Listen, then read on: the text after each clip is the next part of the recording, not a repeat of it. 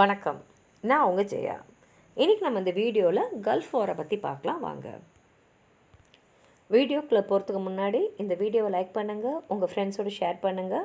Subscribe பண்ணாதவங்களாம் please subscribe பண்ணி support பண்ணுங்கள். அப்படியே ஹை பட்டனையும் ப்ரெஸ் பண்ணிவிடுங்க. இந்த கல்ஃப் வார் பார்த்திங்கன்னா 1990 நடந்தது. ஏன்னா அந்த சமயத்தில் ஈராக்கில் சர்வாதிகாரியாக இருந்தவர் சதாம் ஹுசேன். இவர் அண்டை நாடான குவைத்தை கைப்பற்றுறதுக்காக போர் தொடுத்தார். அதனால தான் இந்த கல்ஃப் வார் உலக முக்கியத்துவம் பெற்றுச்சு. ஏன்னா குவைத்துக்கு உலக நாடுகள் எல்லாமே ஆதரவாக வந்தாங்க. யாரெல்லாம் ஆதரவாக வந்தாங்கன்னா யுனைடெட் ஸ்டேட்ஸும் அவங்களோட அலையன்ஸில் இருந்து 35 நாடுகளும் ஈராக்குக்கு எதிராக குவைத்துக்கு ஆதரவாக போரில் இருந்தாங்க. இந்த போருக்கு முக்கிய காரணம் என்னன்னு பார்த்தீங்கன்னா ஈரானுக்கும் ஈராக்கும் ஒரு போர் நடந்தது. அதனால் ஈராக்குக்கு நிறைய கடன் ஆயிடுச்சு. அது குவைத்துக்கு மட்டுமே பார்த்திங்கன்னா $14 பில்லியன் கடனில் இருந்தது. அப்போ தான் ஈராக் என்ன சொல்லுச்சுன்னா குவைத்தே வரலாறு படி பார்த்திங்கன்னா ஈராக்கை சேர்ந்தது தான் அப்படின்னு சொல்லிச்சு. ஆனால் அதுக்கான ஆதாரம் அவங்ககிட்ட எதுவுமே இல்லை. ரெண்டாவதாக என்ன சொன்னாங்கன்னா குவைத் ருமாலியா எண்ணெய் கிணறுலேருந்து எண்ணெயை திருடி இருக்காங்க. அதனால் அது எங்களுக்கு ஒரு இழப்பு, ஏன்னா அது எங்கள் கிணறு. அதனால தான் சதாம் ஹுசேன் குவைத்தை அவரோட கட்டுப்பாட்டுக்குள்ளே கொண்டு வர நினச்சாரு. அப்படி குவைத் ஈராக்கோட கட்டுப்பாட்டுக்கு வந்துடுச்சுன்னா குவைத்தில் இருக்கிற எண்ணெய் கிணறுலாம் ஈராக்குக்கு போயிடும். அது மாத்திரம் இல்லாமல் ஒரு வல்லரசாக அந்த எண்ணெய் கிணறுங்க மூலமாக இவங்க மாறலாம். இப்போ குவைத் கிட்ட பார்த்திங்கன்னா அதோடைய மிலிட்ரி ரொம்ப சின்ன மிலிட்ரி. அவங்கக்கிட்ட அவ்வளோலாம் போர்லாம் செய்யக்கூடிய அளவுக்கு அவங்க இல்லை. அதனால் ஈராக் ரொம்ப எளிதாக ஆகஸ்ட் 2 1990 அவங்கள சுற்றி வளைச்சிட்டாங்க. அதனால் யூஎன் என்ன பண்ணாங்கன்னா உடனே ரெசல்யூஷன் 678 ஒன்று கொண்டு ஈராக்கிட்ட சொன்னாங்க, நீங்கள் 1991 ஜனவரி 15 குவைத்தை விட்டு வெளியில் போயிடணும், குவைத்துக்கு நீங்கள் தாக்குதல் அங்கே நடக்கக்கூடாது அப்படின்னு. ஆனால் ஈராக் என்ன சொல்லிச்சுன்னா இல்லை குவைத் எங்கள் நாட்டுக்கு தான் ஏற்கனவே சொந்தமானது. ஏன்னா ஒட்டமன் எம்பையர்ன்றது அவங்க பஸ்ரான்னு ஒரு ப்ராவின்ஸ் இருந்தது. அந்த பஸ்ரா ப்ராவின்ஸில் தான் ஈராக்கு குவைத்லாம் ஒன்றா இருந்தாங்க. அதனால் நாங்கள் ஒரே ஆட்சியில் தான் நாங்கள் இருந்தோம் கீழே அப்படின்றத இவங்க வலியுறுத்தி குவைத் எங்களுக்கு தான் சொந்தம், அதனால தான் நாங்கள் உரிமை கொண்டாடுறோன்னு சொன்னாங்க. ஆனால் பார்த்திங்கன்னா அல் சபா ஃபேமிலின்றவங்க இவங்க தான் குவைத்தை ஆண்ட ஒரு பரம்பரை. இவங்க என்ன பண்ணியிருக்காங்கன்னா யுனைடெட் கிங்டமோட ஒரு அக்ரிமெண்ட் போட்டிருக்காங்க. அந்த அக்ரிமெண்ட்டை அவங்க 1891 போட்டிருக்காங்க, 99 போட்டிருக்காங்க.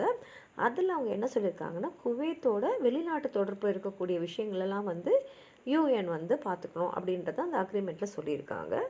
அதே மாதிரி யூகேவும் 1922 குவைத்துக்கும் ஈராக் நடுவில் ஒரு எல்லைக்கோடை போட்டிருந்தது. அதனால் அந்த எல்லைக்குட்பட்ட நாடு தான் ஈராக்குக்கு இருக்கணும், குவைத் அதில் வராது அப்படின்றதான் இருந்தது.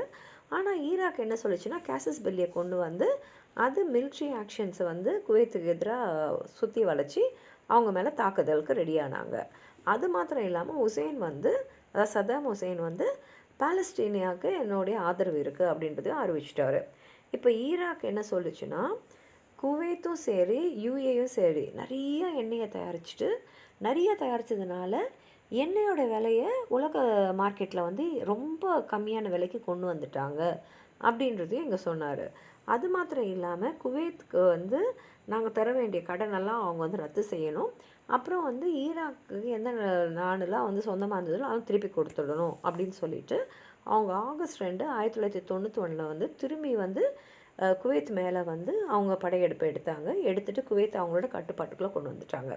அதனால் யூஎன் என்ன பண்ணுச்சுன்னா நீங்கள் இன்டர்நேஷ்னல் லா, அதாவது சர்வ தேச சட்டத்தை மீறிட்டீங்கன்னு சொல்லிட்டு அவங்க மேலே அவங்க நடவடிக்கை எடுத்து நீங்கள் உடனே குவைத்தை விட்டு வெளியில் போகணும் அப்படின்னு சொல்லிட்டு பொருளாதார தடைகளும் நிறைய ஈராக்கு மேலே விதிச்சாங்க. இப்போ ஈராக் சரி நான் பேச்சுவார்த்தைக்கு தயாராக இருக்கேன் அப்படின்னு சொன்னாங்க. ஆனால் குவைத்தை விட்டு அவங்க வெளியில் போகல. அவங்க சொன்ன அந்த கடைசி நாளும் வந்துடுச்சு. ஆனால் இவங்க வெளியேறதுனால யூஎஸ் அவங்களோட சேர்ந்து 35 நாடுகளும் சேர்ந்து ஈராக் மேலே வான்வெளி தாக்குதல் நடத்தினாங்க. ஈராக் இஸ்ரேலையும் சவுதி அரேபியா மேலே அவங்களுடைய வான்வெளி தாக்குதலை நடத்திட்டு இருந்தாங்க. இப்போ ஈராக் என்ன சொல்லிச்சுன்னா நான் வந்து குவைத்தை விட்டு வெளியில் வரணுன்னா நீங்களும் இஸ்ரேலை விட்டு வெளியில் போகணும் அப்படின்ற ஒரு நிபந்தனை விதிச்சாங்க. இது அவங்க ஒத்துக்கவே இல்லை. இப்போ சோவியத் யூனியன் வந்து ஈராக் வந்து குவைத்தை விட்டு வெளியில் போகிறதுக்காக ஒரு 8 பாயிண்ட்ஸை வந்து ஒரு ப்ரப்போசலாக கொடுத்தாங்க. ஒரு 4 நாள் கிரவுண்ட் கேம்பெயின் நடந்துட்டு அப்புறம் ஈராக் வந்து சரி நாங்கள் குவைத்தை விட்டு வெளியில் போகிறோம்னு சொல்லிட்டு February 28 அவங்க வெளியேற ஆரம்பித்தாங்க.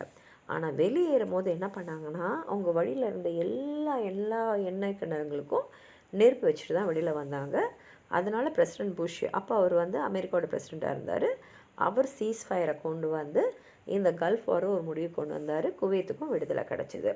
இப்போ இந்த கல்ஃப் வாரால் என்ன நடந்ததுன்னா, நிறைய, அதாவது கிட்டத்தட்ட 2,63,000 வீரர்கள் வந்து இந்த கல்ஃப் வார் சிண்ட்ரம், அதாவது எப்போ பார்த்தாலும் உடம்பு வந்து ஒரு சோர்வாக இருக்கும், ஞாபக மறதி இருக்கும், மூட்டுகள்லாம் ஒரு வலி இருக்கும், அந்த மாதிரி நிறையா விஷயங்களால் பாதிக்கப்பட்டாங்க. ஆயிரக்கணக்கான பொதுமக்கள் வந்து கொல்லப்பட்டார்கள். அப்புறம் பார்த்திங்கன்னா ஒரு 11 மில்லியன் பேரல் எண்ணெய் வந்து கல்ஃபில் வந்து அந்த கடல் மேலே விழுந்து கடல் வாழ் உயிரினங்கள் எல்லாத்துக்குமே வந்து ஒரு அழிவை ஏற்படுத்துச்சு. 80 ஆயில் டேங்கர்ஸும் கப்பல்களும் வந்து மூழ்கி கல்ஃபோட ஈகோசிஸ்டமே பாதிக்கப்பட்டுச்சு.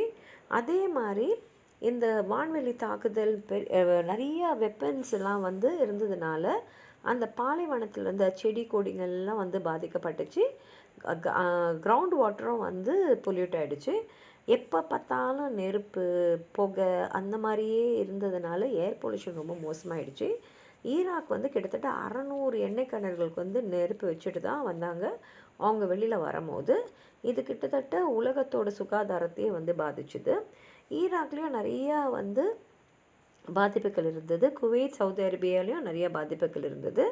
இந்த எண்ணெயை வந்து அந்த கடல்லேருந்து, கல்ஃப் கடல்லேருந்து சுத்தம் பண்ணுறதுக்கு மட்டுமே $700 மில்லியன் வந்து செலவாச்சு. இந்த தோல்விக்கு அப்புறம் ஈராக் மேலே நிறைய தடைகள்லாம் வந்து போடப்பட்டது. நீங்கள் எந்த நியூக்ளியரோ இல்லை கெமிக்கல் வெப்பன்ஸ்லாம் வந்து நீங்கள் தயார் பண்ணக்கூடாது அப்படின்ற மாதிரிலாம் நிறைய தடைகள் போடப்பட்டுச்சு. ஈராக் கிட்டத்தட்ட 25,000லேருந்து 50,000 ட்ரூப்ஸும் 3,000 பொதுமக்களையும் இழந்தாங்க. யூஎஸும் வந்து அவங்கள சேர்ந்த நாடுகளும் சேர்ந்து 3,000க்கு மேற்பட்ட ட்ரூப்ஸை வந்து அவங்களும் இழந்தாங்க. குவைத்தும் வந்து எங்கள் நாட்டில் 4,000 வீரர்களும் 1,000க்கு மேற்பட்ட பொதுமக்களும் வந்து கொல்லப்பட்டார்கள் அப்படின்னு சொன்னாங்க. சவுதி அரேபியாவுக்கும் இஸ்ரேலுக்கும் கூட நிறைய வந்து பாதிப்புகள் இருந்தது. இது ஒரு பெரிய வந்து ஒரு க்ரைம். அது வந்து மக்கள் எல்லாருடைய வாழ்க்கையும் பாதிச்சது, மிலிட்ரியும் பாதித்ததுனால உலக நாடுகளோட கடுமையான கண்டனத்துக்கு உள்ளான ஒரு போர்னா இந்த கல்ஃப் வாரை சொல்லலாம். உங்களுக்கும் நீங்கள் எதாவது சொல்லணும்னு நினச்சிங்கன்னா கீழே இருக்கிற கமெண்ட் பாக்ஸில் எழுதுங்க. இந்த வீடியோவை லைக் பண்ணுங்கள், உங்கள் ஃப்ரெண்ட்ஸோடு ஷேர் பண்ணுங்கள். சப்ஸ்கிரைப் பண்ணாதவங்களாம் ப்ளீஸ் சப்ஸ்கிரைப் பண்ணி சப்போர்ட் பண்ணுங்கள். நன்றி.